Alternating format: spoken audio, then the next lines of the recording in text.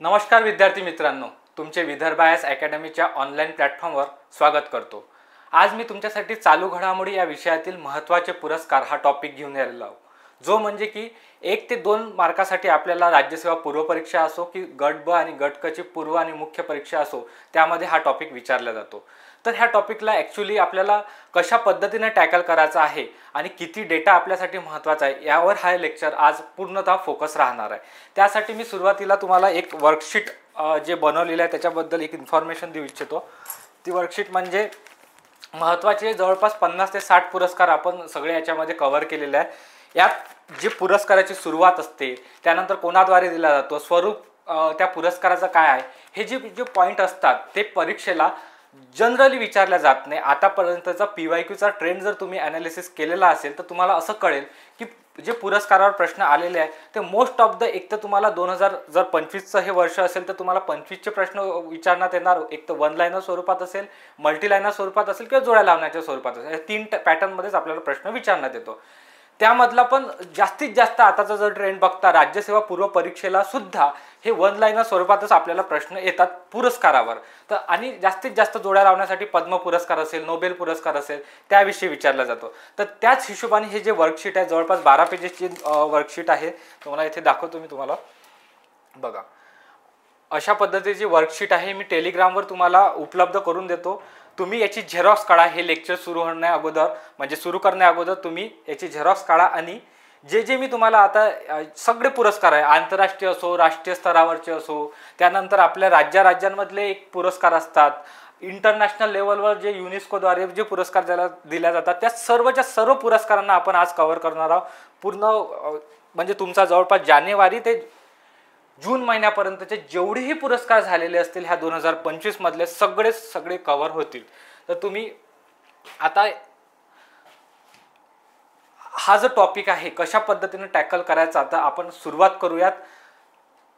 एक लक्षात ठेवा, आपल्याला चालू घडामोडी हा विषय एका समुद्रासारखा आहे। आपल्याला ह्या समुद्रातून पिण्यायोग्य पाणी कसं काढता येईल हेच आपलं एक लक्ष असलं पाहिजे। एवढा मोठा डेटा असतो न्यूजपेपरमध्ये, जे कात्रणं बघता तुम्ही त्याच्यामध्ये कितीतरी याच्या रिलेटेड गोष्टी असतात, पण आपल्याला वाचण्याची गरज नसते। आपल्याला काय महत्त्वाचं असते की एक तर यावर्षीचा जो पुरस्कार डिक्लेअर झालेला आहे ते कोणत्या व्यक्तीला मिळालेला आहे आणि त्या व्यक्तीबद्दल आजूबाजूच्या 2-3 जर गोष्टी आपल्याला महत्त्वाच्या असतील तर ते माहिती असणे आवश्यक आहे। आणि फार तर फार जे आपण म्हटलं जाते की चालू घडामोडी सर किती महिन्यापासून वाचू, तर फार तर फार आपल्याला 16 महिन्यापासूनच्या चालू घडामोडी जरी वाचल्या तरी इनफ आहे। तुम्ही एक विचार करा, जर 2019चा एखादा जर प्रश्न पडला, हा एक मार्केटमध्ये जे नवीन विद्यार्थी असतात त्यांना एक भ्रम फैलून दिलेला असतो की 2019चा पण प्रश्न येतो सर, 2018चा पण प्रश्न येऊ शकतो। हो, येऊ शकतो, पण तो किती येतो? हार्डली 1 ते 2 येतो। मग 1 ते 2 प्रश्नासाठी आपण पूर्ण हा GSचा अभ्यास, चालू घडामोडी आता जे सुरू आहे तो आणि ह्या सगळा डेटा बाजूला सारून तुम्ही 2018-19चं ग्रीन बुक किंवा जे सिम्प्लिफाईड जे काही वाचत असाल तुम्ही सोर्सेस, ते घेऊन इयर बुक तुम्ही वाचणार आहात का? नाही, हे माझ्या तरी डोक्याला असं पटत नाही, कारण की एवढा मोठा टाइम आपल्याला सध्याच्या परिस्थितीमध्ये देणे शक्य नाही। कारण की जर बघितलं 28 सप्टेंबरला आपली राज्यसेवेची पूर्व परीक्षा आहे, 21 सप्टेंबरला त्यापूर्वी गट क ची जे मुलं असतील त्यांची मुख्य परीक्षा आहे, त्यानंतर 9 नोव्हेंबर आणि 30 नोव्हेंबरला आपली पूर्व परीक्षा गट ब आणि गट क ची। ह्या परीक्षेला जर तुम्ही टार्गेट करत असाल तर तुमच्याजवळ एवढा मिनिमम डेटा असला पाहिजे की फास्ट तुम्हाला GS वाचून ह्या गोष्टीवर पण तुम्हाला फोकस करता आला पाहिजे। आणि चालू घडामोडी हा विषय 3-3, 4-4 तास घेऊन बसण्याचा विषय नाही, रोज 1 जरी तास केला तरी इनफ आहे। त्याच दृष्टिकोनातून आपण मागचा जो लेक्चर होता ऑपरेशनचा, त्याच्यावर तुम्ही चांगला प्रतिसाद दिला, त्याच्यासाठी खूप खूप धन्यवाद। आता आपण महत्त्वाचे पुरस्कार हा घेऊन आलेलो, अशाच पद्धतीने बाकीचे पण कव्हर करूयात। तुम्हाला वर्कशीट अशा पद्धतीच्या सर्व वर्कशीट देण्यात येतील। फक्त तुम्ही काय करा, जिथे त्या वर्कशीटमध्ये ब्लँक स्पेसेस असतील ते मी तुम्हाला जे डिक्टेट करतोय आता याच्यानंतर जे एक 1 बाय 1 पुरस्कार, ते तुम्ही फक्त नोट डाऊन करा। एक लक्षात ठेवा, जर मी तुम्हाला एकच पुरस्कार, हे आता जवळपास बघा 50+ पुरस्कार आपण आणलेले आहे, हे जर एक पुरस्कार मी तुम्हाला डिस्क्राईब करायला बसलो, त्याचे पुरस्कार कधी सुरुवात झाली, कोणाद्वारे दिला जातो, त्याचं स्वरूप काय, ह्या जर गोष्टी सांगायला बसलो तर आपला एकाच पुरस्काराला 10-10 मिनिटं चालले जाते। हा व्हिडिओ आपला 2-2.5 तासाचा होऊन जाईल। तर आपल्याला एवढा वेळ आणि ते आवश्यक नसलेली माहिती आपल्याला बघायची नाही. आपल्याला एकच बघायचं की परीक्षाभिमुख काय विचारलं जाईल, परीक्षाभिमुख जे माहिती आहे तेच आपण बघणार आहोत. तुम्ही आता कॉन्सन्ट्रेशन इकडे लक्ष द्या. आपण आता आपल्या टॉपिकला सुरुवात करूया. सर्वप्रथम बघा, साहित्य क्षेत्रातील सर्वात महत्त्वाचा पुरस्कार जे असतात ते 2-4 पुरस्कार आहे. एक तर साहित्य अकादमीचे 3-4 पुरस्कार येतात. सब पुरस्कार, ज्ञानपीठ पुरस्कार झालं, जनस्थान पुरस्कार झालं. त्यानंतर अशा पद्धतीचे जे पुरस्कार आहे हे आपल्याला साहित्य क्षेत्रातल्या याच्यात बघावं लागते. सरस्वती सन्मान झाला, व्यास सन्मान झालं, दॅट्स इट. याच्या बाहेर आपल्याला जास्त बघण्याची गरज नाही आहे. तर त्याच हिशोबाने आपण आता साहित्य क्षेत्रातील जे सर्वात महत्त्वाचा सर्वोच्च जो साहित्य क्षेत्रातला पुरस्कार म्हटला जातो तो बघूया. तो म्हणजे साहित्य अकादमी पुरस्कार. साहित्य अकादमी पुरस्कार कोणत्या वर्षीचा आपण बघणार आहोत बघा, 2024चा. आता 2024चा कशासाठी, कारण की 2025चा डिक्लेअर झाला नाही. पोरांना खूप कन्फ्युजन होते, सर तुम्ही आता 2025 सुरू आहे, 2024चा तुम्ही का बरं बघताय. म्हणजे पोरांना कन्फ्युजन सुरू होते. तुम्ही आजच्या तारखेपर्यंत ह्या पुरस्कारा रिलेटेड जेवढी माहिती अवेलेबल असेल ते ह्या PPTवर आणि तुमच्या वर्कशीटवर अवेलेबल आहे. फक्त तुमचं काम काय, रिकॉल करणे, आता कॉन्सन्ट्रेशनने बघणे आणि त्या पद्धतीने समोर जाणे, हेच आपलं काम आहे. तर तुम्ही कॉन्सन्ट्रेशनला लक्ष द्या. बघा, 2025चा डिक्लेअर झाला नाही म्हणून आपण 2024चा हा पुरस्कार बघत आहोत. 2024चे साहित्य अकादमीचा पुरस्कार कोणाला मिळाला, तर ते आहे सुधीर रसाळ. हे एक प्रसिद्ध समीक्षात्मक पुस्तक लिहिण्यासाठी यांचं एक नाव आहे. ठीक आहे. त्यांना कोणत्या साहित्य कृतीसाठी मिळाला, तर विधानचे गद्यरूप हे समीक्षात्मक पुस्तक जे आहे, विधानचे गद्यरूप, हे लक्षात ठेवा. ह्या साहित्य कृतीसाठी सुधीर रसाळ यांना हा साहित्य अकादमीचा 2024चा पुरस्कार मिळाला. ठीक आहे. कधी कधी आपल्याला कन्फ्युजन होऊ शकते की आपल्याला 2023चा पण वाचण्याची गरज आहे का. जे मुलं अगोदरपासून तयारी करतात त्यांनी हे पुरस्कार वाचलेले आहे 2023-24चे. पण न्यू कॉमर्स असतील त्यांच्यासाठी मी तुम्हाला माहिती सांगतो. बघा, जर 2024चा म्हटला तर सुधीर रसाळ यांना विधानचे गद्यरूप याच्यासाठी मिळाला. आणि 2023चा जर तुम्ही विचार केला तर तो कृष्णान खोरात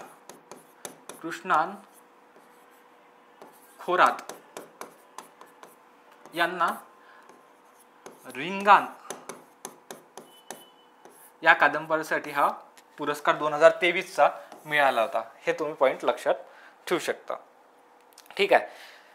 साहित्य अकादमी पुरस्कार हा किती भाषेसाठी दिला जातो, तो एकूण 24 भाषेसाठी दिला जातो. त्या 24 भाषा पाठ असणं आवश्यक आहे का, नाही. तुम्हाला राज्यघटनेच्या ही तर GSशी लिंक होतो. जर साहित्य अकादमी किती भाषेसाठी दिला जातो असा जर मल्टीलायनरमध्ये प्रश्न आला तर तुम्हाला उत्तर द्यावं लागेल 24 भाषेसाठी. म्हणजे असं वाक्य राहील, साहित्य अकादमी पुरस्कार हा एकूण 24 भाषेसाठी दिला जातो. तो स्टेटमेंट बरोबर आहे का, हो. तर मग 24 भाषा त्या कोणत्या आहे, राज्यघटनेच्या अनुसूची 8 मधील ज्या 22 भाषा आहे प्लस इंग्रजी भाषा आणि राजस्थानी भाषा, अशा एकूण 24 भाषांचा आपण साहित्य अकादमी संस्थेद्वारे जे पुरस्कार आहे जाहीर केला जातो. ठीक आहे. हा पॉईंट तुम्ही एक लक्षात ठेवू शकता. राज्यघटनेतील 22 भाषा, इंग्रजी आणि राजस्थानी. बघा, मी रिकॉल करतो. सुरुवात आहे, ट्युनिंग जुळायला वेळ लागेल त्याच्यामुळे तुम्हाला रिकॉल करतोय. तुम्ही आता जे मी असं कन्सिडर करतोय की तुम्ही नोट डाऊन करत आहे. विजेतेच्या कॉलममध्ये तुम्ही सुधीर रसाळ यांचं नाव लिहा आणि त्याच्या आजूबाजूला जे मी तुम्हाला एक्स्ट्रा माहिती सांगितली ते तुम्ही लिहा.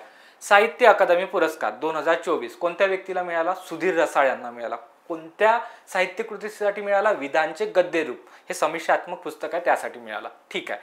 सर, हा किती भाषेसाठी पुरस्कार दिला जातो, 22 प्लस इंग्रजी प्लस राजस्थानी अशा 24 भाषेसाठी हा पुरस्कार दिला जातो. ठीक आहे. सर, मला 2023चा पण पुरस्कार माहिती करून घ्यायचा आहे. जे नवीन विद्यार्थी आहे, बघा 2023चा पुरस्कार हा कृष्णान खोरात यांना रिंगाण या कादंबरीसाठी मिळाला. बस एवढा डेटा ह्या पुरस्कारा रिलेटेड लक्षात ठेवला तरी इनफ आहे. एक तुम्ही लक्षात घ्या. साहित्य अनुवाद पुरस्कार. साहित्य अनुवाद पुरस्कार काय आहे बघा, तुम्हाला तिथं मेन्शन केलंच असेल पुरस्काराची सुरुवात कधी झाली, स्वरूप काय झालं ते तर तुम्ही वाचून घ्या. पण महत्त्वाचं हे याच्यावर प्रश्न विचारला जाणार. साहित्य अकादमीचा अनुवाद पुरस्कार म्हणजे ट्रान्सलेशनसाठी जो पुरस्कार दिला जातो तो हा पुरस्कार आहे. आपण मराठी ह्या विषया रिलेटेडच पुरस्कार बघतो. आपण 24 भाषेचा ते बघण्याची गरज नाही. कोणी मॅगझिनमध्ये 24 भाषे जे जाहीर झालेले असतात त्या 24 भाषांचे पुरस्कार वाचत बसतात, हिंदीचे वाचतात. ठीक आहे, हिंदी वाचलं, इंग्लिश वाचलं इनफ आहे. पण आजपर्यंत प्रश्नच विचारला गेलेला नाही आहे तर तुम्ही कशाला त्याच्या मागे वेळ घालवता. म्हणून फक्त आपल्या मराठी रिलेटेड ज्या कादंबरी आहे किंवा ज्या व्यक्तीला मिळाला तेच आपलं लक्षात ठेवणं गरजेचं आहे. तर अशाच प्रकारे साहित्य अनुवाद पुरस्कार 2024 त्याच्यातला मराठी ह्या भाषेसाठी कोणाला मिळाला, तर मराठी भाषेसाठी हा मिळाला सुदर्शन आठवले यांना मिळाला. त्यांनी गुरुचरण दास यांच्या लिखित the difficulty of being good या पुस्तकाचं ट्रान्सलेशन केलं, त्यामुळे त्यांना 2024चा हा अनुवाद पुरस्कार जाहीर झाला. आता 2023चा जर पुरस्कार बघतो म्हटलं तर आपल्याला 2023चा पुरस्कार हा अभय सदावर्ते यांना ब्राह्मोस या कादंबरीसाठी हा पुरस्कार मिळाला होता, अनुवाद पुरस्कार. ठीक आहे. यानंतर साहित्य अकादमीच्या रिलेटेडच 2 महत्त्वाचे पुरस्कार, एक बाल साहित्य आणि युवा साहित्य. तर आपण बाल साहित्य पुरस्कार बघूयात. बघा, साहित्य अकादमीचा 2025चा, कारण की आता 2025चा पुरस्कार हा डिक्लेअर झालाय म्हणून आपण 2025चा पुरस्कार बघतोय. कोणाला मिळाला तर डॉक्टर सुरेश सावंत यांना आभाळ माया या पुस्तकासाठी हा बाल साहित्य पुरस्कार मिळाला होता. आणि 2024चा जर विचार केला तर 2024चा पुरस्कार हा भारत सासने यांना शमशेर आणि भूत बंगला या कादंबरीसाठी, या पुस्तकासाठी, ऍक्च्युअली पुस्तक आहे, ह्या पुस्तकासाठी त्यांना बाल साहित्य पुरस्कार हा मिळाला होता. ओके. त्यानंतर युवा साहित्य पुरस्कार यावर्षीचा 2025चा जाहीर झाला म्हणून आपण 2025चा पुरस्कार बघतोय. तर यावर्षी कोणाला मिळाला तर प्रदीप कोकरे यांना खोल खोल दुष्काळ डोळे या कादंबरीसाठी मिळाला. यामध्ये मुंबईचे जे गिरणी कामगार आहेत त्यांच्या संपाच्या नंतरच्या ज्या त्यांच्यावर भेडसावणाऱ्या परिस्थिती आहे, त्यांचे जीवन आहे, ग्रामीण भागातून ते इथे येतात, त्या सर्व ज्या व्यथा आहेत, त्यांचा संघर्ष आहे, ह्या खोल खोल दुष्काळ डोळे या कादंबरीमध्ये प्रदीप कोकरे यांनी मांडलेला आहे. तर युवा साहित्य पुरस्कार कोणत्या पुस्तकाला मिळाला तर खोल खोल दुष्काळ डोळे या पुस्तकाला मिळाला, हे लक्षात ठेवा. ठीक आहे.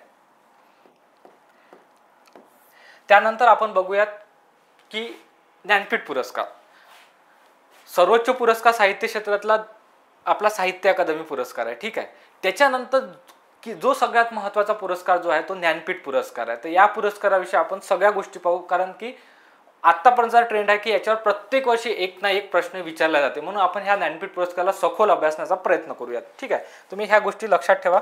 ज्या स्टॅटिक गोष्टी आहेत ते तुम्हाला माहीतच असेल की ज्ञानपीठ पुरस्कार हा साहित्य क्षेत्राच्या रिलेटेड आहे. ठीक आहे. एकूण किती भाषेसाठी दिला जातो पुरस्कार, तर हा एकूण हा पुरस्कार 23 भाषेसाठी दिला जातो.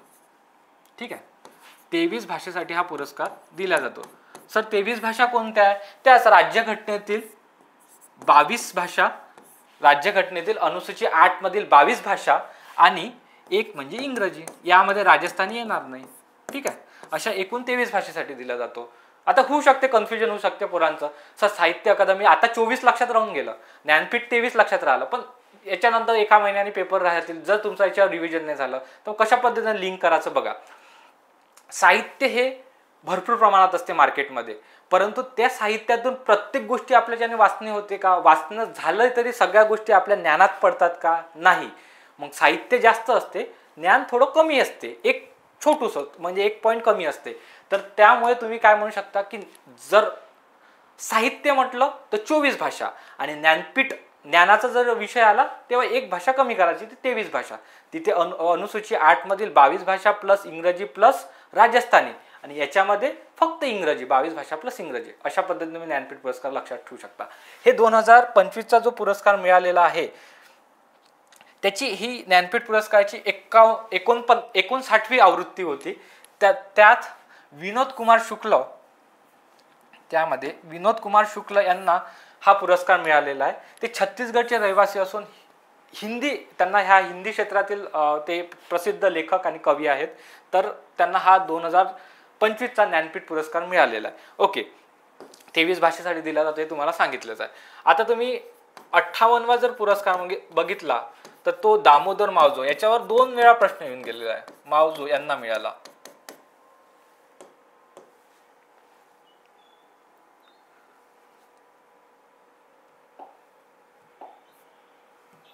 ठीक आहे. बघा, ऍक्च्युली हा 57वा पुरस्कार आहे. ओके.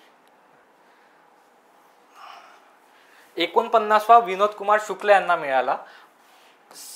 58वा पुरस्कार हा विभागून देण्यात आला 2 व्यक्तींना, गुलजार आणि रामभद्राचार्य यांना उर्दू भाषेसाठी देण्यात आला होता आणि यांना संस्कृत भाषेसाठी, संस्कृत क्षेत्रात जे त्यांनी कार्य केलेलं आहे, जे साहित्य निर्माण केलेलं आहे त्यासाठी त्यांना हा पुरस्कार विभागून दिला होता. गुलजार यांना उर्दू भाषेसाठी आणि रामभद्राचार्य या व्यक्तींना संस्कृत भाषेसाठी.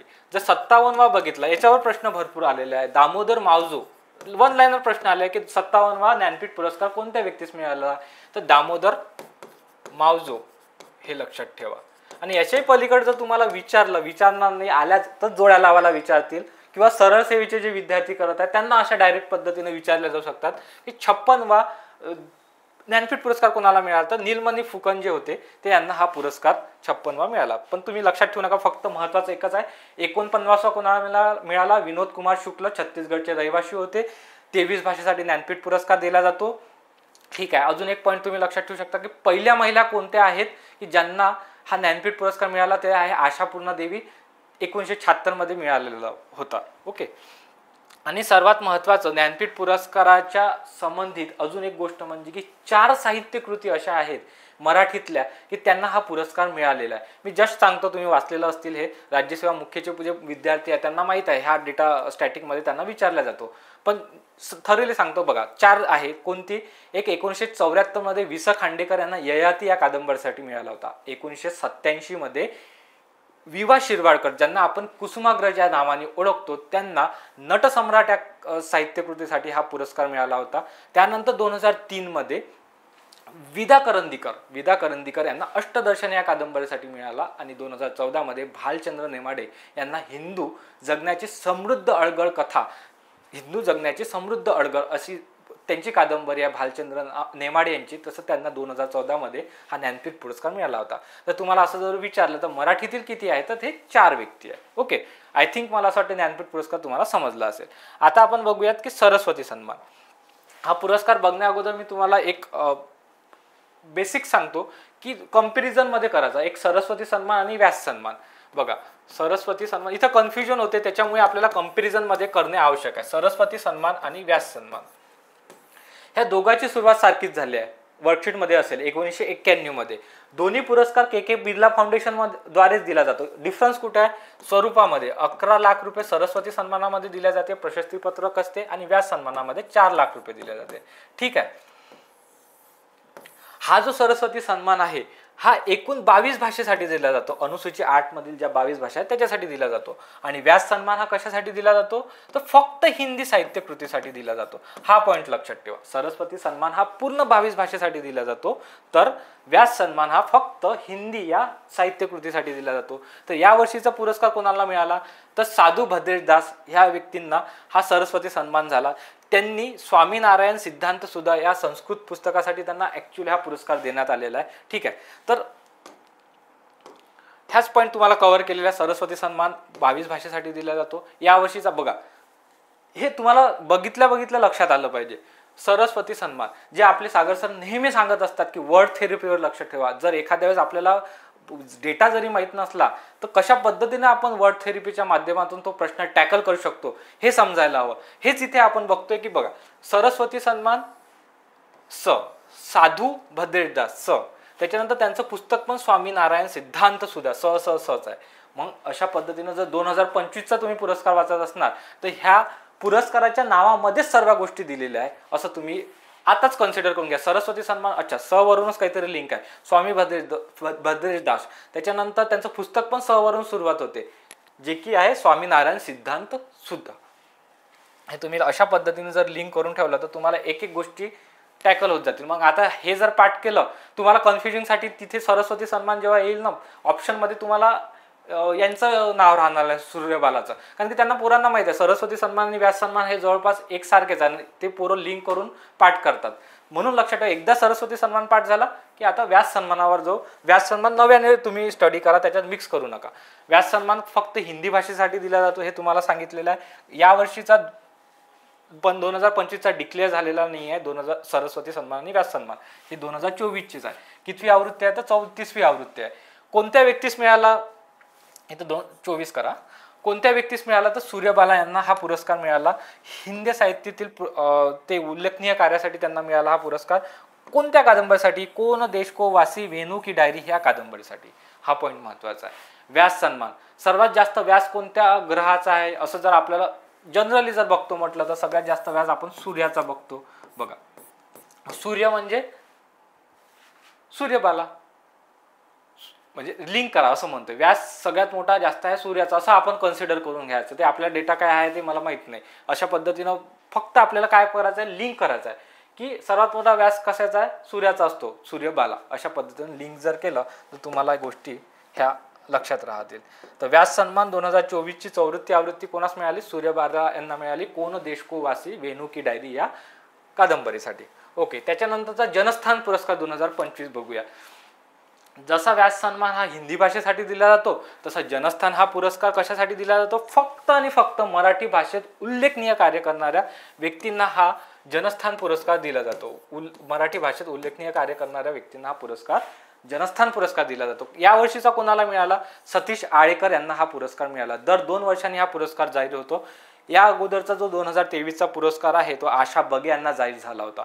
आणि जर असं विचारलंच स्टॅटिकमध्ये जर एखाद्या वेळेस येऊ शकते की पहिला जनस्थान पुरस्कार कोणाला जाहीर झाला तो विजय तेंडुलकर यांना जाहीर झाला, असं तुम्ही लक्षात ठेवू शकता. सतीश आळेकर यांच्याबद्दल एक तुम्ही त्यांच्या आजूबाजूची माहिती हे लक्षात ठेवा की त्यांना 2012चा पद्मश्री पुरस्काराने सन्मानित करण्यात आले होते. ओके, ठीक आहे. आता आपण जे पुरस्कार बघितलेले आहे ते टोटली पूर्ण साहित्य क्षेत्राच्या रिलेटेड बघितलेले आहे. ओके, काही वन लाईनरमध्ये नंतर शेवटी आपण कव्हर करूयातच. तुम्ही वर्कशीटमध्ये नोट डाऊन करत असेल, मी असं कन्सिडर करतो. आपण सुरू करण्या अगोदर नेक्स्ट जे राष्ट्रीय स्तरावरील आंतरराष्ट्रीय स्तरावरील जे पुरस्कार सुरू करण्या अगोदर तुम्हाला एक सारथी 3.0 ह्या बॅचविषयी, ह्या प्रोग्रामविषयी तुम्हाला माहिती सांगतो. बघा, विदर्भ आयएस अकॅडमीने हे प्रोग्राम जवळपास 17 ऑगस्टपासून सुरुवात केलेली आहे. ह्या प्रोग्रामची 17 ऑगस्टपासून सुरुवात झालेली आहे. यामध्ये काय असणार आहे की जे असे जे विद्यार्थी आहे की जे 9 नोव्हेंबर आणि 30 नोव्हेंबर फोकस करतात पूर्व परीक्षा आणि त्यांचा अजून पण बरोबर ढाच्यामध्ये अभ्यास सुरू झालेला नसेल किंवा एखाद्याने 1-2 अटेम्प्ट दिला असेल, त्यांचे 3-4 मार्कांनी जर पेपर राहत असेल किंवा एखाद्याला जो आपला टाइम टेबल आहे रोजचा तो स्वतःच्याने मॅनेज करणं पॉसिबल होत नसेल, तर त्यांना एका सिस्टीममध्ये आणण्यासाठी, त्यांना एका फिक्स शेड्यूलमध्ये आणण्यासाठी हा आपला एक प्रोग्राम आहे. याच्यामध्ये काय केलं जाणार आहे, तुम्हाला तुमच्याकडे तुमच्याकडून नियोजन करून घेतलं जाणार आहे. आम्ही नियोजन करून देणार आहोत. त्याच्यानंतर त्याच्यावर रिव्हिजन कशा पद्धतीने करायचं ते सांगणार आहोत. सोबतच तुम्हाला 1-to-1 मेंटरशिप म्हणजे मार्गदर्शन सुद्धा ह्या बॅचमध्ये, या प्रोग्राममध्ये तुम्हाला राहणार आहे. तर एक ब्रीफ इन्फॉर्मेशन देतो. जे विद्यार्थी अजूनही जागे झाले नसतील, ज्या विद्यार्थ्यांना फोकस हा 9 नोव्हेंबर 30 नोव्हेंबर असतील, त्या विद्यार्थ्यांनी लक्ष द्या. बघा, यामध्ये काय करून देण्यात आलेले आहे की तुमचं सकाळपासून तर संध्याकाळपर्यंतचं मायक्रो ॲनालिसिस करून एखाद्या विद्यार्थ्याने कोणत्या कोणत्या गोष्टी फॉलो केल्या पाहिजे, किती तासात कोणता टॉपिक वाचला पाहिजे, अशा पद्धतीनं आपण दिवसाची एक दिनचर्या तयार करून दिलेली आहे. 3 महिन्याचा हा शेड्यूल आहे. 3 महिने तुम्ही एखाद्या लूपमध्ये टाका, ह्या दिनचर्येमध्ये टाका जो आपण ह्या प्रोग्राममध्ये सांगितलेला आहे. बघा, तुम्हाला 100% सांगतो की तुम्हाला त्याचा रिझल्ट मिळेल. त्याच्यानंतर शेड्यूल बनवून दिल्यानंतर आपण एक वीकली शीट्स तयार केलेला आहे. त्याच्यामध्ये प्रत्येक दिवसाचा आपण टार्गेट्स देतो की या दिवसात या वेळेमध्ये हा सब्जेक्ट वाचा, त्याच्यानंतर मॅथ्स रिझनिंगला एवढा वेळ द्या. आपण चालू घडामोडीची वार्षिकी त्याच्यामध्ये फ्रीमध्येच दिलेली आहे, तर त्यामधले कोणते कोणते टॉपिक वाचायचे आहेत तशा पद्धतीने आपण त्यांना वीकली शीट्स देऊन टार्गेट्स, डेली टार्गेट्स त्यांचे डिसाईड करतो. त्यानंतर 6 दिवसाचे सोमवार, मंगळवार, बुधवार, गुरुवार, शुक्रवार आणि शनिवार असे 6 दिवसाचे टार्गेट झाल्यानंतर रविवारी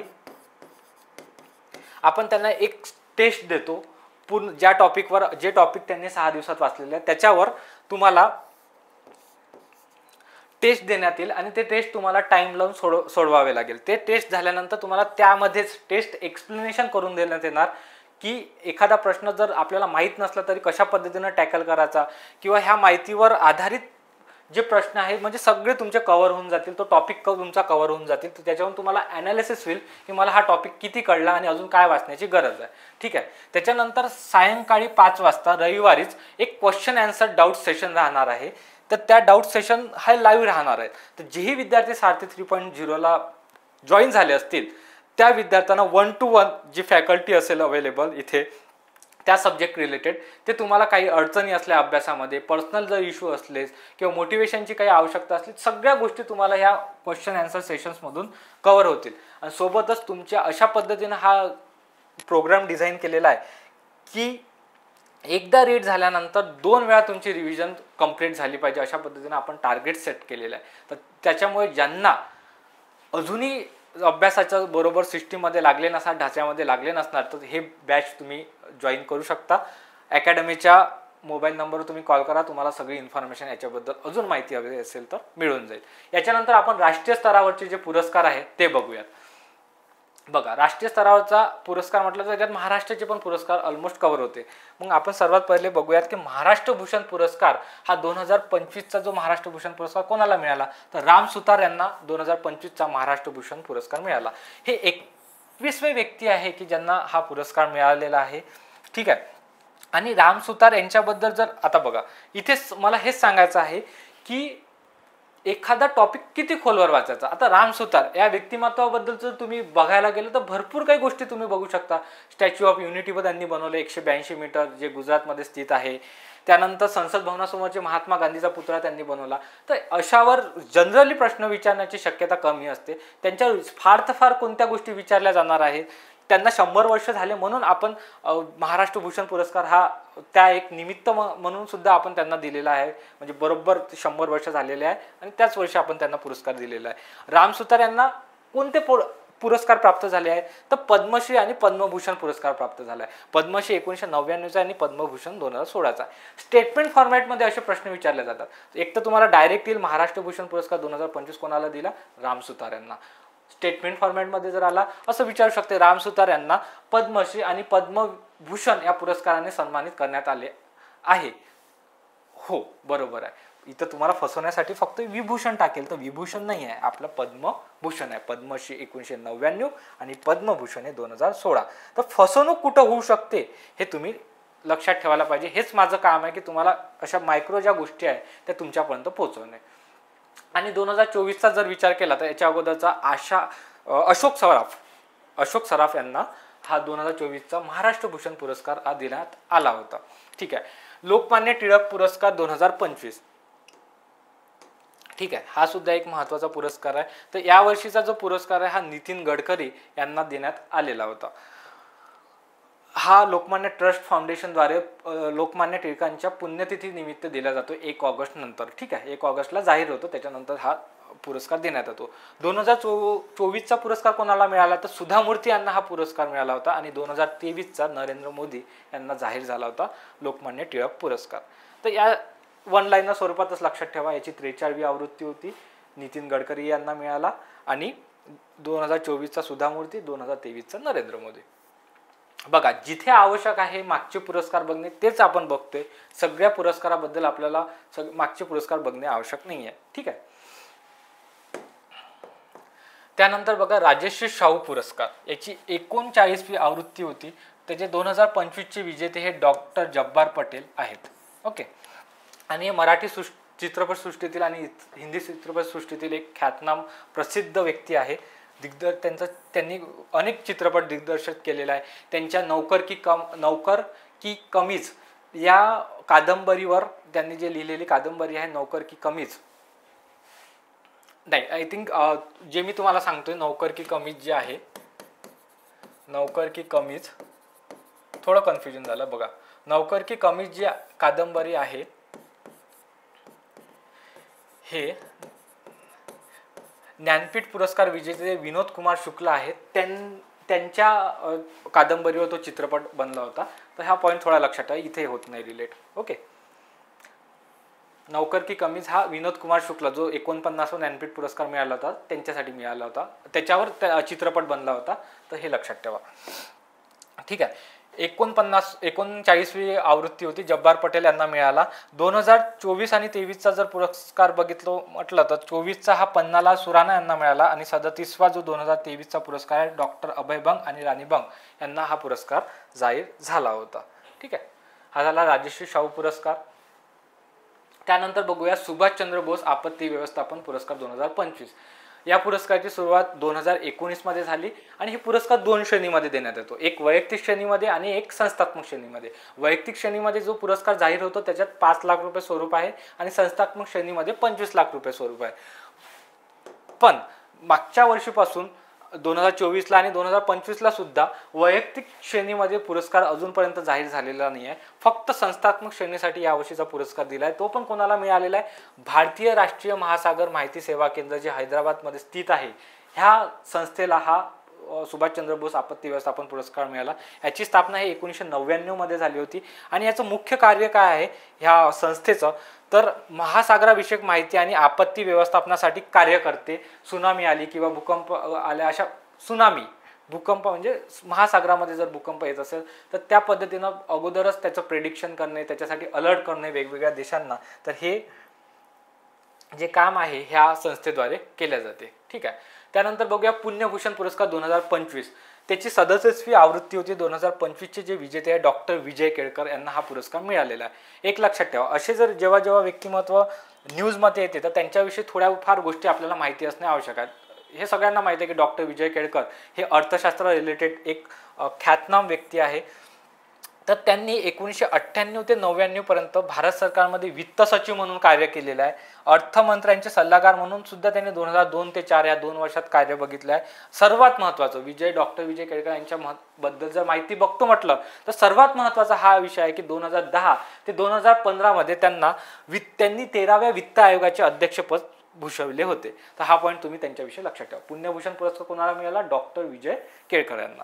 ठीक आहे, लता दीनानाथ मंगेशकर पुरस्कार 2025 याची 4थी आवृत्ती आहे. हे पुरस्कार आता जस्ट मध्ये सुरुवात झालेल्या 2022 मध्ये. ठीक आहे, म्हणून असे जे प्रश्न असतात याच्या आजूबाजूच्या गोष्टी माहीत असणं आवश्यक नाही. फक्त एवढं लक्षात ठेवायचं की अशा पुरस्काराचे जे वर्ष आहे ते लक्षात ठेवायचे की 2022 मध्ये हा जो लता दीनानाथ मंगेशकर पुरस्कार आहे हा सुरुवात झाला. त्यानंतर यावर्षीचा कुणाला मिळाला तर कुमार मंगलम बिर्ला यांना मिळाला. कुमार मंगलम बिर्ला हे एक मोठे उद्योजक आहे. बिर्ला फाउंडेशन, ह्या सगळ्या गोष्टी तुम्हाला माहीतच असतील. ठीक आहे, आपल्या परीक्षाभिमुख जेवढ्या माहिती आहे आपण इथे कव्हर करत आहोत, जे की आपल्याला मार्क्स मिळवून देतील, फक्त त्यावर आपला फोकस राहणार आहे. ठीक आहे, बघा कुमार मंगलम बिर्ला यांना 2023चा पद्मभूषण सुद्धा पुरस्कार मिळाला होता. तर तुम्ही काय करायचं की जे वर्कशीटमध्ये आहे तर 2025चे विजेते कोण आहे तर कुमार मंगलम बिर्ला. आता आपण काय बघतोय की कुमार मंगलम बिर्ला जे आहे त्यांच्या आजूबाजूची माहिती आपण बघतोय, जेणेकरून मल्टीलाईनर जर प्रश्न पडला तर तिथे चुकायला नको. ते पण काहीच व्यक्तींबद्दल बघतोय जे की महत्त्वाचे आहे. बघा कुमार मंगलम बिर्ला यांना 2023चा पद्मभूषण मिळालेला आहे. एकच पॉईंट तुम्ही लक्षात ठेवा.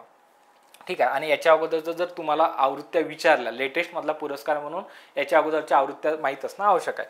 तर पहिला पुरस्कार हा पंतप्रधान नरेंद्र मोदी यांना जाहीर झाला होता. दुसरा पुरस्कार आशा भोसले आणि लेटेस्टमध्ये याच्या पूर्वीचा जर पुरस्कार बघितला तर अमिताभ बच्चन यांना हा पुरस्कार मिळाला होता. हा पॉईंट तुम्ही लक्षात ठेवा.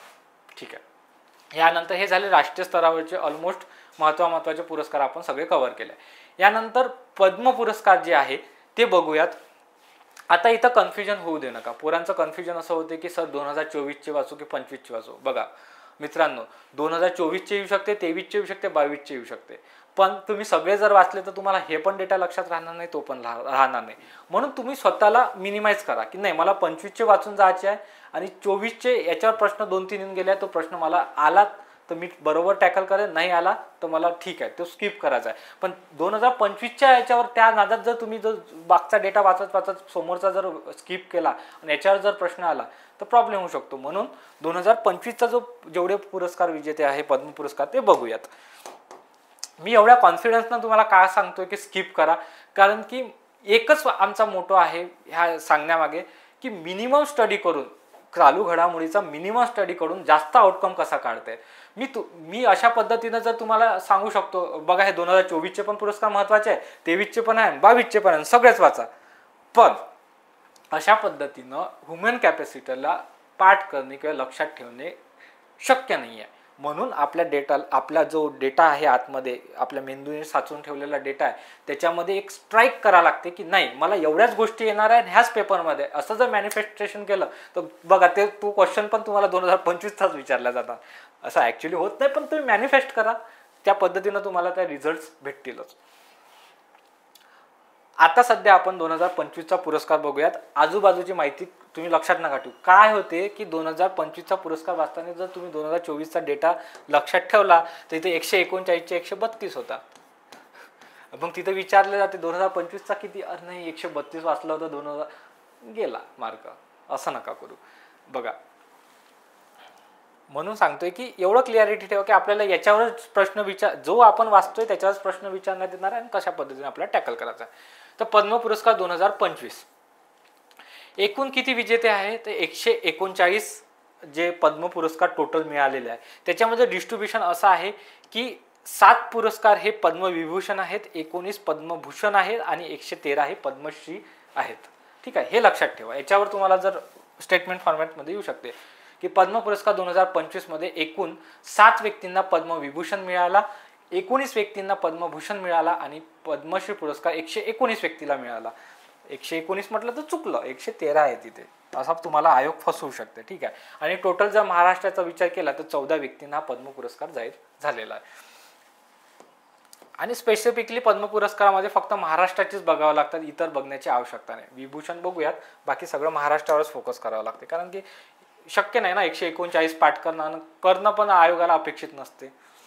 ठीक आहे, पद्मविभूषण अजून एक लक्षात ठेवा की तुम्हाला सगळ्या गोष्टी इथून तर इथपर्यंत पूर्ण बॉक्स पाठ करण्याची गरज नाही आहे, कारण की तुम्हाला तिथे सगळ्या दिलेल्या गोष्टी राहतील. एक तर जोड्या लावामध्ये आला तर शारदा सिन्हा हा जो कॉलम आहे यांचा दिलेला राहील, तुम्हाला क्षेत्र दिलेलं राहील ते जोड्या लावावं लागेल, किंवा राज्य दिलेलं राहील ते जोड्या लावावं लागेल. म्हणून ह्या गोष्टी पाठ न करू, याला लिंक करून त्या गोष्टी लक्षात ठेवा. तर शारदा सिन्हा यांना कला या क्षेत्रासाठी मिळाला, त्या बिहारच्या रहिवासी होत्या. कुमुदिनी लाखिया जे सरनेम आहे, जनरली गुजराती जे लोक राहतात त्यांचं हे सरनेम राहते, अशा पद्धतीने तुम्ही लिंक करू शकता. तर त्यांना सुद्धा कला क्षेत्रासाठी मिळाला. लक्ष्मीनारायण सुब्रमण्यम या तामिळनाडूच्या रहिवासी आहेत, यांना कला या क्षेत्रासाठी मिळाला. दुव्वर नागेश्वर रेड्डी हे तेलंगणा मधले आहेत, त्यांना वैद्यक क्षेत्रासाठी मिळाला. MT वासुदेवन नायर यांना साहित्य शिक्षण या क्षेत्रासाठी मिळाला, ते केरळचे रहिवासी आहे. जगदीश सिंह खेर हे पंजाब मधले आहेत, त्यांना सार्वजनिक व्यवहार याच्यासाठी मिळाला. ओसोमो सुझुकी यांना व्यापार उद्योगासाठी मिळाला, जे की जपानचे आहे. याच्यामधला सगळ्यात महत्त्वाचा हा आहे की ओसोमो सुझुकी यांचं लक्षात ठेवा, सध्या त्यांचं जे निधन झालेलं आहे त्यांना हा पुरस्कार मरणोत्तर जाहीर झालेला आहे. ठीक आहे, जिथे स्टार मार्क केलेले आहेत ते मरणोत्तर पुरस्कार आहेत, एवढं तुम्ही एक पॉईंट लक्षात असू द्या. जोड्या लावायला विचारण्यात येऊ शकते, तुम्ही तुमच्या वर्कशीटमध्ये ह्या पॉईंट्स नोट डाऊन करून घ्या. ठीक आहे, पद्मभूषण पुरस्कार महाराष्ट्रातील एकूण किती व्यक्तींना पद्मभूषण मिळाला, ते एकूण 3 व्यक्तींना पद्मभूषण मिळाला. टोटल जर विचार केला तर 19, आणि जर फक्त महाराष्ट्रातले विचार केले तर हे 3 व्यक्ती यांना पद्मभूषण पुरस्कार हा मिळाला. त्याच्यामध्ये शेखर कपूर आहेत, मनोहर जोशी आहे आणि पंकज उदास आहे. मनोहर जोशी आणि पंकज उदास यांना मरणोत्तर पुरस्कार हा जाहीर झालेला आहे. ठीक आहे, 3 नावं लक्षात ठेवा. शेखर कपूर हे कला क्षेत्राशी रिलेटेड आहे, हे पब्लिक अफेअर्स सार्वजनिक व्यवहार, आणि पंकज उदास हे सुद्धा कला क्षेत्राशी रिलेटेड आहे. हे पॉईंट तुम्ही लक्षात ठेवा. ओके, आता यानंतर बघूयात पद्मश्री पुरस्कार. पद्मश्री पुरस्कार महाराष्ट्रातले किती विजेते आहे, एकूण 113 आहेत. एकूण 113 आहेत, पण महाराष्ट्रातले किती आहे टोटल, तर 11 विजेते जे आहेत, 11 व्यक्ती आहेत त्यांना हा पद्मश्री पुरस्कार मिळालेला आहे. तर अशोक सराफ हे कोणत्या क्षेत्राशी रिलेटेड आहे, कला. अश्विनी भिडे कला, जसपिंदर नरोला कला, रणेंद्र मजुमदार कला, वासुदेव कामत कला, अच्युत पालव कला, हे सगळे कलाच्या रिलेटेड आहे. मग एकाच वेळेस वाचून घ्यायचे. अशोक सराफ, अश्विनी भिडे, नरुला, मुजुमदार, कामत, पालव, अशा पद्धतीने करायचं. हे 6 व्यक्ती हे कलाचे संबंधित आहे. त्याच्यानंतर जे युनिकवाले आहे ह्या जास्तीत जास्त लक्षात ठेवण्याचा प्रयत्न करा. याच्यावर जोड्या लावण्यासाठी विचारू शकते. मारुती चितमपल्ली साहित्य शिक्षणाशी संबंधित आहे. अरुंधती भट्टाचार्य व्यापार उद्योगाशी आहे. चेतराम पवार सामाजिक कार्याशी संबंधित आहे. सुभाष शर्मा हे शेती क्षेत्राशी रिलेटेड आहे आणि विलास डांगरे हे वैद्यक क्षेत्राशी रिलेटेड आहे. अशा पद्धतीने तुम्ही लक्षात ठेवू शकता. ठीक आहे. आणि वर्कशीटमध्ये तुम्ही नोंदवत जा ह्या पॉईंट्स. आपल्याला सगळ्या गोष्टी कव्हर करायच्या आहे, म्हणून थोडंसं समोर फास्ट जाणं आपल्याला आवश्यक आहे. ठीक आहे. तुम्ही पॉज करून ह्या गोष्टी नोट डाऊन करून घ्या. त्याच्यानंतर भारतरत्न पुरस्कार यावर्षी म्हणजे 2024मध्ये जवळपास 5 व्यक्तींना हा पुरस्कार जाहीर झाला. त्याच्यामुळे हा पॉईंट तुम्हाला लक्षात ठेवणे आवश्यक आहे. तर आता एकूण भारतरत्न पुरस्कार विजेत्यांची संख्या किती झाली आहे, तर एकूण 53 जणांना हा पुरस्कार मिळालेला आहे. त्याच्यामध्ये अलीकडचे जे आहे, जे एकाच वेळी 5 व्यक्तींना हा भारतरत्न पुरस्कार मिळाला, त्यांची आपण एक लिस्ट बघूयात. की 49वा MS स्वामीनाथन यांना मिळाला, 50वा PV नरसिंहराव, त्याच्यानंतर 51वा चौधरी चरण सिंग आणि 52वा कर्पूरी ठाकूर आणि 53वा लालकृष्ण अडवाणी यांना हा भारतरत्न पुरस्कार मिळाला. या पुरस्काराची सुरुवात 1954मध्ये झाली. 1955मध्ये त्याचे वितरण, पहिलं अवॉर्ड देण्यात आला. ह्या गोष्टी सगळ्या तुम्हाला लक्षात ठेवण्याची गरज नाही आहे, त्याच्यामुळे मी तो पॉईंट इथे आणलेला नाही आहे. फक्त एवढं लक्षात ठेवा की अलीकडे कोणत्या व्यक्तींना पुरस्कार मिळाला. आणि डॉक्टर स्वामीनाथन, MS स्वामीनाथन याच्यावर प्रश्न विचारून गेलेला आहे, जो डिस्क्रिप्टिव्ह फॉर्मॅटमध्ये राज्यसेवा पूर्व परीक्षेला जो ॲक्च्युली डिस्क्रिप्टिव्ह नाही म्हणता येत, मल्टीलायनर स्वरूपात हा प्रश्न विचारून गेलेला आहे. तर एक मी असा व्हिडिओ घेऊन येईल की एखादा डेटा आपल्याला माहीत नसेल. आता तुम्ही मला खरोखर सांगा, या 5 व्यक्तींच्या सगळ्या गोष्टी आपल्याला पाठ करणे शक्य आहे का? नाही. तर त्याच्यामुळे काही काही गोष्टी आपल्याला लॉजिकली सोडवावं लागते. मी इथे तो पॉईंट आणलेला नाही आहे, स्पेशल एक व्हिडिओ आणेल, त्याच्यामध्ये फक्त हे सांगेल की जे अननोन क्वेश्चन्स आहे चालू घडामोडीचे ते कशा पद्धतीने टॅकल करता येईल आपल्याला. ठीक आहे. आता त्याच्यानंतर 2024चे जे नोबेल विजेते आहेत ते आपण फक्त लिस्ट बघूयात, कारण की 2025चे अजून जाहीर झालेले नाही आहे. तर आपल्याला 2024चे जे नोबेल विजेते आहेत त्यांच्याबद्दल माहिती असणं आवश्यक आहे. आणि याच्यावर अगोदर प्रश्न येऊन पण गेलेला आहे, फक्त एक रिव्हिजन म्हणून तुम्हाला सांगतोय. भौतिकशास्त्र या क्षेत्रात 2 व्यक्तींना मिळाला, हॉपफिल्ड आणि हिंटन यांनी मशीन लर्निंग संबंधित जे संशोधन केलं आहे त्याच्यासाठी त्यांना पुरस्कार मिळालेला आहे. रसायनशास्त्रामध्ये हॉस्बिस आणि बेकर, हे देश नाही लक्षात ठेवलेले तरी चालते, फक्त एकच देश लक्षात ठेवा, दक्षिण कोरिया जो आहे ते मी तुम्हाला सांगतोच नंतर. तोच एक देश लक्षात ठेवण्याचा, बाकी नाही ठेवलं तरी चालते. तुम्ही वर्कशीटमध्ये फक्त नोट डाऊन करून ठेवा. भौतिकशास्त्र हॉपफिल्ड आणि हिंटन यांना मिळाला. रसायनशास्त्रामध्ये हॉस्बिस बेकर ह्या 2 व्यक्तींना मिळाला. त्याच्यानंतर जम्पर पण आहे, 3 आहे ॲक्च्युली, हॉस्बिस, बेकर, जम्पर. आणि यावरच गट ब ला प्रश्न याच्यावरच आला होता 2024चा जो पेपर झाला त्याच्यामध्ये. रसायनशास्त्रात हॉस्बिस, बेकर आणि जम्पर यांना मिळाला. अर्थशास्त्र या ह्या क्षेत्रामध्ये एस्मेग्लू जॉन्सन, सायमन जॉन्सन आणि जेम्स रॉबिन्सन यांना मिळाला. वैद्यकशास्त्रामध्ये व्हिक्टर ॲम्ब्रोस, त्याच्यानंतर गॅरी रुकवन या 2 व्यक्तींना मिळाला. सगळ्यात महत्त्वाचा साहित्य क्षेत्रातला नोबेल पुरस्कार 2024चा कोणाला जाहीर झाला, तर हान कांग कुठचे आहे, तर दक्षिण कोरिया हे देश लक्षात ठेवा. त्यानंतर त्याच्यापेक्षा सगळ्यात महत्त्वाचा म्हणजे नोबेल पुरस्कार शांतता नोबेल पुरस्कार कोणाला मिळाला 2024चा, तर निहोन हिंडाक्यो संस्था. ही एक अशी संस्था आहे की ज्यांनी जे हिरोशिमा नागासाकी यावर अमेरिकेने जो अणुहल्ला केला होता त्यामधून जे लोक वाचलेले होते, जे हानी झाल्यानंतर जे बाकी लोक वाचलेले आहेत, जे काही अपंग झाले, काही डोळ्यांनी त्यांची दृष्टी गेली, अशा लोकांचा काळजी घेण्यासाठी ही संस्था कार्यरत असते, जे जपान स्थित संस्था आहे. तर तुम्ही हे लक्षात ठेवा की शांततेचा कोणाला भेटला, निहोन हिंडाक्यो संस्था ह्या संस्थेला शांततेचा नोबेल पुरस्कार मिळाला. ठीक आहे. हे झाले आता आपले टोटली राष्ट्रीय पुरस्कार आपण बघितले. याच्यानंतर आपण चित्रपटासंबंधी जे पुरस्कार आहेत ते 1 बाय 1 बघूयात आणि जेवढी महत्त्वाची माहिती आहे तेच आपण इथे कव्हर करूयात. तुम्ही वर्कशीटमध्ये नोट डाऊन करत जा. दादासाहेब फाळके पुरस्कार 2022 याच्यासाठी की 23, 24, 25चे अजून जाहीर झालेले नाही आहे. का नाही जाहीर झाले आहेत, कारण की कोरोनामुळे त्या गोष्टी त्यांनी डिले केलेल्या आहेत. तर आता 1 बाय 1 2022चाच पुरस्कार हा जाहीर झालेला. तर यावर्षी जाहीर झालेला 2022चा पुरस्कार कोणाला मिळाला, तर मिथुन चक्रवर्ती यांना मिळाला. आणि ह्याची जी आवृत्ती होती ही 54वी आवृत्ती होती दादासाहेब फाळके पुरस्काराची. हा पुरस्कार कोणाला दिला जातो, ज्यांनी चित्रपटसृष्टीमध्ये एक चांगलं योगदान दिलेलं आहे कितीतरी वर्षापासून, त्या व्यक्तींना हा पुरस्कार जाहीर होतो. तर यावर्षी जाहीर झालेला 2022चा कोणता पुरस्कार आहे, तर मिथुन चक्रवर्ती यांना हा पुरस्कार जाहीर झालेला आहे. ठीक आहे.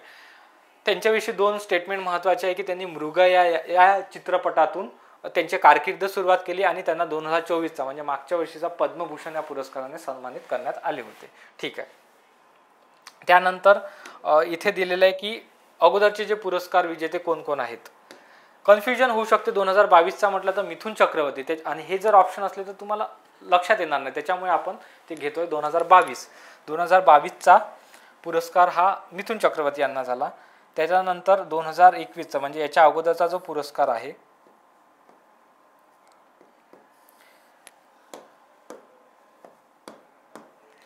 या अगोदरचा जो पुरस्कार आहे 2021चा हा वहिदा रेहमान यांना जाहीर झाला होता. 52वा जो आहे तो आशा पारेख यांना, त्याच्यानंतर 51वा रजनीकांत यांना आणि 50वा जो होता अमिताभ बच्चन यांना. त्यांची 50 वर्षाची कारकीर्द पूर्ण झाली म्हणून त्यांना हा पुरस्कार तिथे जाहीर झाला होता. ह्या पॉईंट तुम्ही लक्षात ठेवा. ठीक आहे. त्याच्यानंतर चित्रपट राष्ट्रीय चित्रपट पुरस्कार आहे 71वा लेटेस्टमध्ये आत्ताच जाहीर झालेला आहे. मी घेऊन घेतला याच्यामध्येच जानेवारी ते जूनच्या ड्युरेशनमध्येच, पण तो हा लेटेस्ट आत्ता जाहीर झालेला आहे ऑगस्ट महिन्यामध्ये, तर ते पण तुम्ही बघून घ्या. 71वा हा राष्ट्रीय चित्रपट पुरस्कार आहे. ठीक आहे. सर्वोत्कृष्ट चित्रपट कोणता आहे यामध्ये तर 12th फेल. त्याचे दिग्दर्शक कोण आहे? विनोद चोप्रा, हे सगळ्यांना माहीत आहे.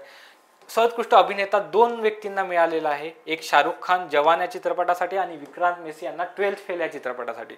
एक लक्षात ठेवा, ह्या 12th फेलमध्येच विक्रांत मेसी यांनी जे कार्य केलेलं आहे त्याच्यासाठीच त्यांना हा पुरस्कार मिळालेला आहे सर्वोत्कृष्ट अभिनेता म्हणून. सर्वोत्कृष्ट अभिनेत्री म्हणून जर बघितलं तर राणी मुखर्जी यांना मिसेस चॅटर्जी वर्सेस नॉर्वे या चित्रपटासाठी त्यांना सर्वोत्कृष्ट अभिनेत्री म्हणून त्यांची निवड झालेली आहे. सर्वोत्कृष्ट दिग्दर्शक जर बघितलं तर सुदीप्ती मेन यांना द केरला स्टोरी या चित्रपटासाठी मिळाला. सर्वोत्कृष्ट हिंदी चित्रपट बघितलं तर कथल नावाचा जो चित्रपट आहे त्याला मिळाला, आणि मराठी चित्रपट बघितलं तर श्यामची आई. तर हा जो पॉईंट जो आहे लक्षात ठेवा. मराठी चित्रपट कोणता आहे 71व्या राष्ट्रीय पुरस्कारामध्ये विजेता? तर श्यामची आई हा चित्रपट आहे. ठीक आहे. अशा पद्धतीने तुम्ही नोट डाऊन करून ठेवा. एकदा रिव्हिजन करावं लागते. आणि चित्रपट आणि संगीता रिलेटेड जे पुरस्कार असतात त्यामध्ये जास्त गोष्टी बघण्याच्या आवश्यक नसतात. फक्त एक तर अभिनेता बघायचा, अभिनेत्री, दिग्दर्शक, आणि फार तर फार मराठी रिलेटेड जर एखादा चित्रपट असेल, सन्मान मिळाला असेल तर ते बघणं आवश्यक असते. त्यानंतर ऑस्कर पुरस्कार 2025 हा आंतरराष्ट्रीय स्तरावर जे उत्कृष्ट चित्रपट असतात त्यांना हा पुरस्कार दरवर्षी जाहीर होतो. तर त्यामधला 2025 मध्ये सर्वोत्कृष्ट कोणता पुरस्कार होता? तर अनोरा नावाचा पुरस्कार आहे. दिग्दर्शक कोणते होते सर्वोत्कृष्ट? तर सीन बेकर, अनोरा या चित्रपटासाठीच. सर्वोत्कृष्ट अभिनेता कोण आहे? तर मिकी मॅडिसन, तेच अनोरा या चित्रपटासाठी. सर्वोत्कृष्ट अभिनेत्री अँडरसन ब्रॉडी यांना मिळालेला आहे. द ब्रुटलिस्ट हा चित्रपट आहे. आणि याच्यामधला सर्वोत्कृष्ट माहिती चित्रपट जो आहे तो द नो अदर लँड या चित्रपटाला हा ऑस्कर 2025चा पुरस्कार मिळालेला आहे. सगळ्यात महत्त्वाचं हाच की सर्वोत्कृष्ट चित्रपट कोणता आहे ऑस्करमधला? तर अनोरा. दिग्दर्शक सीन बेकर, अभिनेता मिकी मॉडिसन, अभिनेत्री अँड्रियन ब्रॉडी, आणि माहितीपट विचारला तर नो अदर लँड. अशा प्रकारचे जे पूर्वीच्या ट्रेंडमध्ये 2015-16 मध्ये जोड्या लावण्यासाठी विचारत होते, सध्या तरी आलेलं नाही आहे, पण तुम्ही ह्या अशा पद्धतीने लक्षात ठेवा. ठीक आहे. काय सांगता येतं, तो ट्रेंड आयोग पुन्हा खेचून आणू शकतो म्हणून आपण ते कव्हर केलेलं आहे. आता आंतरराष्ट्रीय स्तरावरचे जेवढे पुरस्कार आहेत ते आपण बघूयात. बुकर पुरस्कार. ठीक आहे. बुकर पुरस्कार 2024 कोणाला मिळाला? सामंथा हार्वे यांना ऑर्बिटल या कादंबरीसाठी मिळाला. आणि ऑर्बिटल ही जी कादंबरी आहे पहिली अशी कादंबरी आहे की अवकाश क्षेत्रावर आधारित जी कादंबरी आहे त्यांना हा बुकर पुरस्कार मिळाला. ओके. आणि 2023चा पॉल लिंच यांना प्रॉफिट सॉन्ग या कादंबरीसाठी मिळाला होता. बुकर पुरस्काराविषयी एवढंच लक्षात तुम्ही ठेवा की कोणत्या व्यक्तीला मिळाला? सामंथा हार्वे यांना मिळाला. ठीक आहे. आणि कोणत्या कादंबरीसाठी मिळाला? तर ऑर्बिटल या कादंबरीसाठी मिळाला. ठीक आहे. आंतरराष्ट्रीय बुकर पुरस्कार 2025 जो लेटेस्टमध्ये आता जाहीर झालेला आहे तो बघतोय आपण. या पुरस्काराची सुरुवात 2005 मध्ये झालेली आहे. ओके. ठीक आहे. हे लक्षात ठेवा. सोबतच हा पुरस्कार याच्यासाठी महत्त्वाचा आहे यावर्षी की ज्या व्यक्ती बानू मुश्ताफ यांना मिळाला हा पुरस्कार त्या व्यक्ती ह्या भारतीय आहेत. म्हणून या वर्षीचा सगळ्यात महत्त्वाचा जर आंतरराष्ट्रीय स्तरावरचा महत्त्वाचा पुरस्कार जर तुम्हाला बघायचा असेल तो आंतरराष्ट्रीय बुकर पुरस्कार हा तुम्ही याच्या आजूबाजूच्या सगळ्या गोष्टी माहीत असणं आवश्यक आहे. कशा गोष्टी आवश्यक महत्त्वाच्या असणार आहे बघा. बानू मुश्ताफ यांना कन्नड ह्या पहिल्या कन्नड लेखिका अशा आहेत की त्यांना हा पुरस्कार मिळाला आणि कोणत्या कादंबरीसाठी कोणत्या कथासंग्रहासाठी मिळाला, कादंबरी नाही आहे कथासंग्रह आहे. कोणत्या कथासंग्रहासाठी मिळाला तर हार्ट लॅम्प नावाचा त्यांचा एक कथासंग्रह आहे. 12 पुस्तकांचं ते एक कंपायलेशन आहे. तर हार्ट लॅम्प या कथासंग्रहासाठी बानू मुश्ताफ यांना हा पुरस्कार मिळाला. आणि 2019 पासून अनुवादक जे असतात त्याचं ट्रान्सलेशन करणारे जे व्यक्ती असतात त्यांना पण हा पुरस्कार विभागून दिला जातो, म्हणजे त्यांना पण जाहीर होतो. तर दीपा भारती भास्ती झालेला आहे, भारती आहे, दीपा भारती यांना हा पुरस्कार अनुवादासाठी याचा अनुवाद केला म्हणून त्यांना पण हा पुरस्कार मिळालेला होता. अजून याच्याबद्दल जर माहिती बघतो म्हटलं तर हा 2005 मध्ये याची सुरुवात झालेली आहे. त्याच्यानंतर 2016 पर्यंत हा दर 2 वर्षांनी देण्यात होता, पण 2016 नंतर हा प्रत्येक वर्षी देण्यात येतो. त्याच्यानंतर 2019 पर्यंत हा मॅन ग्रुप नावाची जी संस्था होती, मॅन ग्रुप नावाची संस्था होती त्याच्याद्वारे हा पुरस्कार देण्यात येत होता. पण 2019 नंतर क्रॅक स्टार्ट नावाची चॅरिटेबल फाउंडेशन आहे त्याच्याद्वारे हा पुरस्कार जाहीर करण्यात येतो. ठीक आहे, हा लक्षात आला का तुमचा पॉईंट. बघा, आंतरराष्ट्रीय बुकर पुरस्कार 2025 कोणाला मिळाला? बानू मुश्ताफ यांना मिळाला. कोणत्या कादंबरीसाठी मिळाला? तर कादंबरी नाही, सॉरी माझ्या तोंडामध्ये कादंबरी येत आहे, ॲक्च्युली कथासंग्रह आहे, हे लक्षात ठेवा. ही जी आहे कथासंग्रह हार्ट लॅम्प, बानू मुश्ताफ यांना हार्ट लॅम्प या कथासंग्रहासाठी मिळाला. आणि त्या पहिल्या अशा कन्नड लेखिका आहे की हे पुरस्कार त्यांना मिळाल्या, त्या भारतीय विजेत्या आहेत, त्याच्यामुळे तुम्हाला लक्षात ठेवणे आवश्यक आहे. त्याचे अनुवादक कोण आहे? दीपा भारती. ओके. त्याच्यानंतर जागतिक अन्न पुरस्कार 2025 याच्याबद्दल बघूयात. बघा, या फक्त हे वन लाईनर स्वरूपात लक्षात ठेवा, याच्याबद्दल जास्त माहिती असणं आवश्यक नाही आहे. कोणाला मिळाला? डॉक्टर मारिंगॅल हंग्रिया. याचं प्रोनाउन्सिएशन थोडंसं कठीण आहे. डॉक्टर मारियांगेला हंग्रिया ह्या व्यक्तीला जागतिक अन्न पुरस्कार 2025 जाहीर झाला. त्या ब्राझीलमधील ते सूक्ष्मजीवशास्त्रामध्ये त्यांचं योगदान आहे. एबेल पुरस्कार हा गणितशास्त्रातील नोबेल पुरस्कार म्हणून ओळखला जातो. याच्यावर प्रश्न येऊन गेलेला गटकला. आबेल पुरस्कार कशासाठी ओळखला जातो? तो गणितातील नोबेल पुरस्कार म्हणून ओळखला जातो. 2025चा पुरस्कार हा कोणाला मिळाला? तर मसाकी काशिवारा यांना मिळाला. आपल्याला गणित कसं असते, वाऱ्यासारखं चाललं जाते वरतून, डोक्यावरतून, म्हणून ह्या असं लक्षात ठेवू शकता. काशिवारा यांना आबेल पुरस्कार 2024चा जाहीर झाला. हे जापनीज गणित तज्ज्ञ आहे. ठीक आहे. Norwegian academy of science and लेटर्सद्वारे हा पुरस्कार दिला जातो. बाकी पॉईंट तुम्हाला सांगितलं आहे. आणि एकमेव असे भारतीय व्यक्ती आहे की त्यांना मिळालेला हा पुरस्कार होता की श्रीनिवास S.R. वर्धन यांना आबेल पुरस्कार या अगोदर मिळून गेलेला आहे. त्याच्यानंतर प्रिझकर आर्किटेक्चर पुरस्कार 2025 बघूयात. याला आर्किटेक्चरच्या रिलेटेड ज्यांनी उत्कृष्ट योगदान दिले आहे त्याच्यासाठी हा पुरस्कार दिला जाते, म्हणून याला आर्किटेक्चरचा नोबेल पुरस्कार पण म्हटलं जाते. ठीक आहे. बघा, विशारदाला त्याच्या कामगिरीसाठी हा पुरस्कार दिला जातो.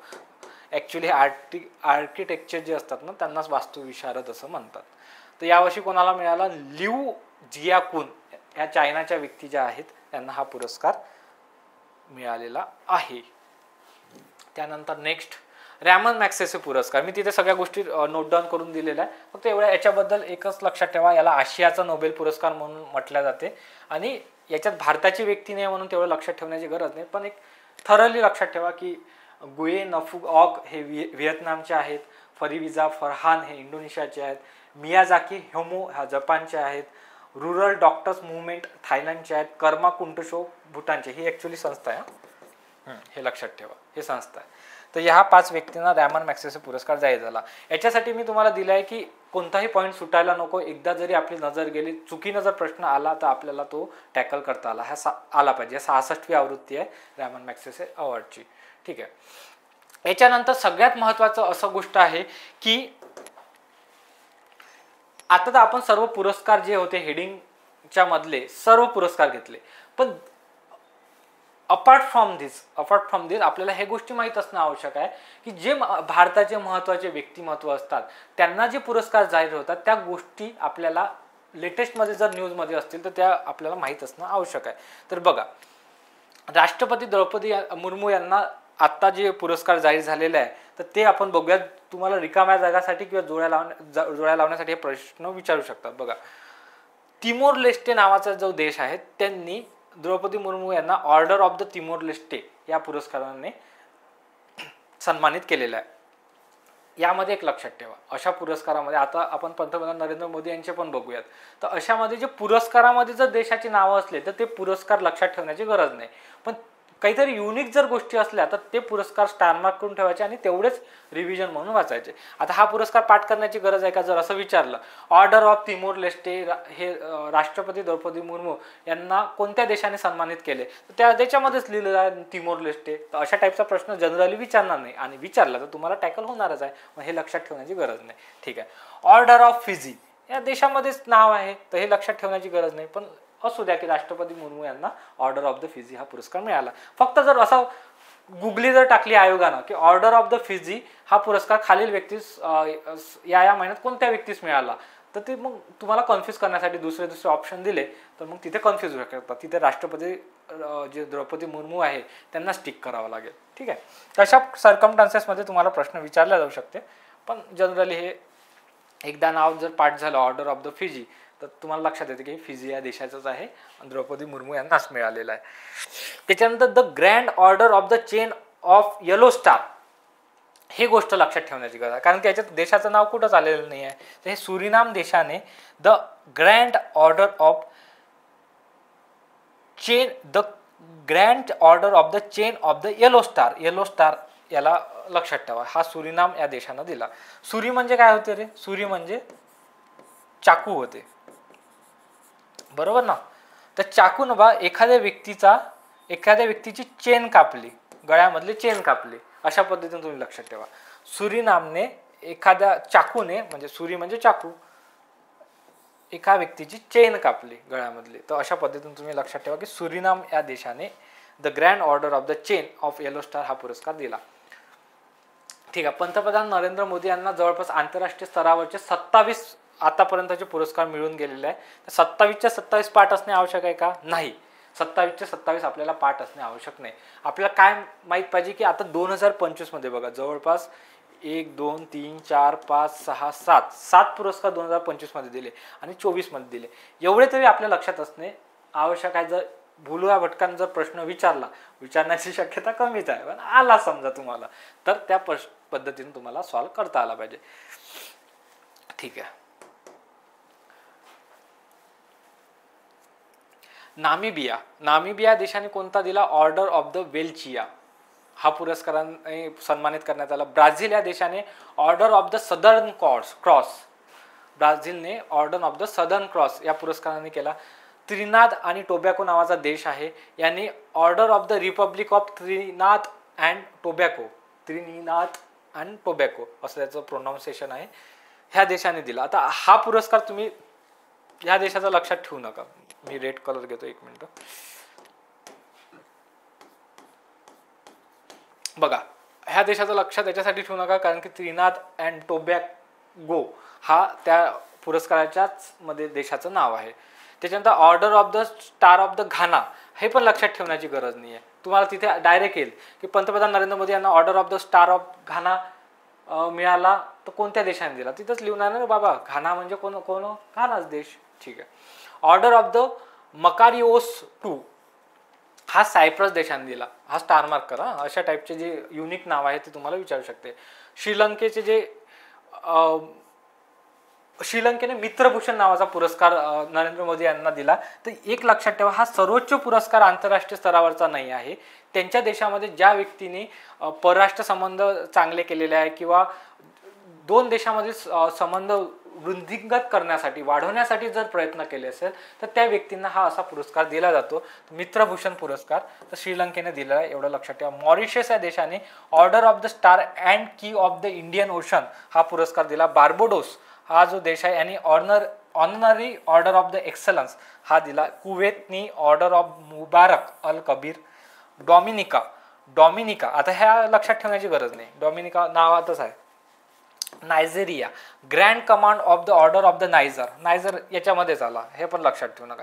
Guyana, the order of the excellence, पहा इथं कन्फ्यूज होऊ शकते, कुठे गेलो.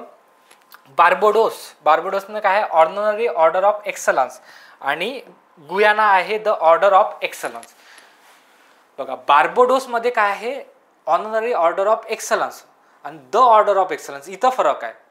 बार्बोडोस ऑनररी आहे आणि गुयानामध्ये द ऑर्डर आहे, हे लक्षात ठेवा. ठीक आहे. भूतान, आय नो तुमच्यासाठी हे कन्फ्युजिंग होऊ शकते, परंतु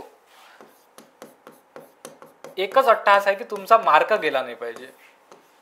बघा मला प्रोनाऊन्सिएशन करताना कठीण चाललेलं आहे, फक्त आपल्याला ते प्रोनाऊन्सिएशन करायचं नाही. आयोग तिथं प्रोनाऊन्सिएशन आपल्याला विचारणार नाही आहे, फक्त आपल्याला उत्तर टॅकल झालं पाहिजे. बार्बोडोस, बार्बोडोसमध्ये काय दिलं आहे, ऑनररी ह्या शब्दापासून सुरुवात झाली आहे. बघा ऑनररी. ठीक आहे. आणि गुयाना, गुयाना किंवा गयाना अशा टाईपचं ते प्रोनाऊन्सिएशन होते, त्याच्यात सुरुवात झाली आहे द ऑर्डर पासून. हे तुम्ही थोडासा फरक लक्षात ठेवू शकता. आणि भूताननी ऑर्डर ऑफ ड्यूक ग्लास्पो नावाचा जो पुरस्कार आहे हा पंतप्रधान नरेंद्र मोदी यांना दिला. तर हे लेटेस्ट मधले होते म्हणून तुम्हाला मी इथे लिस्ट पूर्ण डिस्क्राईब केली. आता जे जुने जे पुरस्कार आहेत तर ते तुम्ही एवढे याच्यावर प्रश्न कधी विचारला जाणार नाही, आणि आला तरी त्याच्यामध्ये सगळे नाव आहे. बघा फिजी म्हटलं तर ऑर्डर ऑफ फिजी, त्याच्यानंतर ज्या पॅलेस्टाईन म्हटलं तर पॅलेस्टाईनचं नाव आहे. तर अशा गोष्टी तुम्हाला तिथे टॅकल होऊन जातील. तर तुम्ही काय करा की हे जे पुरस्कार आहे तुमच्या वर्कशीटमध्ये जे रिकामी जागा असेल तिथे नोट डाऊन करा. ठीक आहे. आणि एवढं तुम्ही जेव्हा रिव्हिजन करा नाही वाचलं तरी चालेल, कारण की जुने पुरस्कार आहे तेवढे काही महत्त्वाचे नाही. ठीक आहे. मी साईडला होऊन जातो, एकदा तुम्ही बघून घ्या आणि नोट डाऊन करून घ्या किंवा पॉज करून पण लिहू शकता. बघा आपण आंतरराष्ट्रीय स्तरावरचे, राष्ट्रीय स्तरावरचे असो की साहित्य क्षेत्रातले ह्या सर्व पुरस्काराचा आवाका पूर्ण कव्हर केलेला आहे. आता जे आपण पुरस्कार बघणार आहोत थोडक्यात महत्त्वाच्या ज्या पुरस्कार आहेत वन लाईनर स्वरूपात, त्या पुरस्कार तुम्हाला तुमच्या वर्कशीटमध्ये डायरेक्ट दिलेले असेल, ते तुम्ही एकदा वाचून घ्या आणि त्या हिशोबाने जिथे जिथे बोल्ड केलेलं आहे त्या गोष्टी तुम्ही लक्षात ठेवा. ठीक आहे. हे पुरस्कार तुम्हाला तिथे वन लाईनर स्वरूपात सगळ्या गोष्टी मेन्शन असेल वर्कशीटमध्ये. फक्त आता आपण जे जे महत्त्वाचे वन लाईनर स्वरूपात ज्या पुरस्काराची फॉर्म होतात ते बघूयात. Time person of the year 2024 Donald Trump यांना मिळाला. शिवछत्रपती राज्य क्रीडा जीवनगौरव पुरस्कार 2025 हा शकुंतला खटावकर यांना मिळाला. टाइम मासिकाद्वारे वुमेन ऑफ द इयर हा पुरस्कार जाहीर करण्यात येतो, तो यावर्षीचा पूर्णिमा देवी बर्मन यांना मिळाला.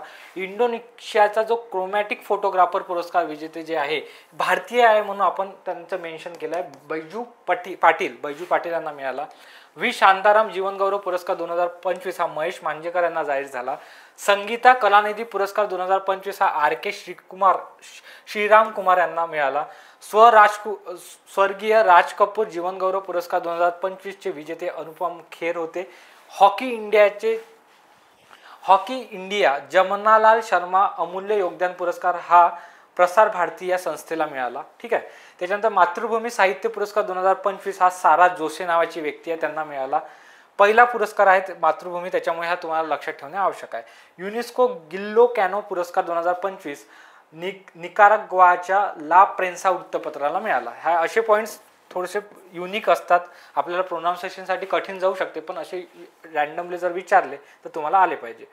तेन्झिंग नॉर्गे, हे नॉर्गे आहे, तेन्झिंग नॉर्गे राष्ट्रीय साहस जीवनगौरव पुरस्कार 2023 हा उमेश झिरपे यांना मिळाला. हे एक प्रसिद्ध गिर्यारोहक आहेत. ठीक आहे. असे वन लाईनर स्वरूपात तुम्ही जे लक्षात ठेवू शकता. जनरली जर रॅन्डमली एखादा प्रश्न कुठून आला तर अशा ह्याच्यातून तुम्हाला पडू शकते. ठीक आहे. त्याच्यानंतर लास्टमध्ये पहिला निळूभाऊ फुले पुरस्कार 2024 हा किरण माने यांना जाहीर झालेला आहे. त्यानंतर विदा जीवनगौरव पुरस्कार 2024 हा रावसाहेब रंगराव बोराडे, सध्याच या व्यक्तींचं निधन झालेलं आहे, आपण ते व्यक्तिविशेषमध्ये बघूयातच, पण हे लक्षात ठेवा की विदा जीवनगौरव पुरस्कार 2024 हे रावसाहेब रंगराव बोराडे यांना झालेला आहे जाहीर. पहिला साहित्यभूषण पुरस्कार मधु मंगेश कर्णिक यांना झाला. जागतिक शिक्षक पुरस्कार 2025चा मनसूर अल मनसूर नावाचे जे सौदी अरेबियाचे व्यक्ती आहेत त्यांना जाहीर झाला. डॉक्टर अशोक केळकर भाषा, हे जे 4 पुरस्कार आहे हे तुम्ही लक्षात ठेवा. याच्यावर प्रश्न विचारण्यात जाण्याची दाट शक्यता आहे. डॉक्टर अशोक केळकर भाषा अभ्यासक पुरस्कार रमेश सूर्यवंशी यांना मिळाला. मंगेश पाडगावकर भाषा संवर्धन पुरस्कार, भीमाबाई जोंधळे, विद्या करंदीकर जीवनगौरव पुरस्कार 2025 जे रिपीट झालेला आहे बोराडे यांना मिळाला, रावसाहेब रंगराव बोराडे. श्रीपू भागवत पुरस्कार जो आहे प्रकाशन संस्था जी असते त्याच्यासाठी दिला जाते, श्रीपू भागवत पुरस्कार. तर यावर्षी जोस्त्रा नावाची जे संस्था आहे पुण्यामधली त्याला हा पुरस्कार मिळाला. ठीक आहे. तर अशा पद्धतीनं आपण ऑलमोस्ट सगळेच वन लाईनर असो की डिस्क्रिप्टिव्हली ज्या मल्टीलाईनर स्वरूपात प्रश्न असतील त्याच्यावर सगळे याच्यावर आपण कव्हर केलेला आहे. आय थिंक मला असं वाटते की मी सांगितलेला डेटा तुमच्यापर्यंत पोहोचला असेल. वर्कशीट जी आहे, तुम्ही ही जी वर्कशीट आहे ह्या वर्कशीटची झेरॉक्स काढा आणि त्यानंतर हे सगळ्या पॉईंट्स तुमच्या वर्कशीटमध्ये नोट डाऊन करून ठेवा.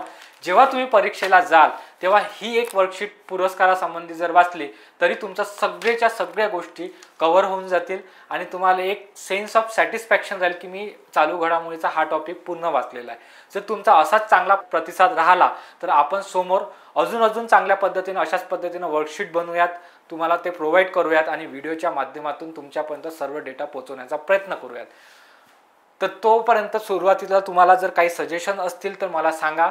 सोबतच नेक्स्ट टॉपिक मी कोणता घेऊ ते तुम्ही कमेंट बॉक्समध्ये नक्की कळवा. तोपर्यंत मी तुमची रजा घेतो. खूप खूप धन्यवाद.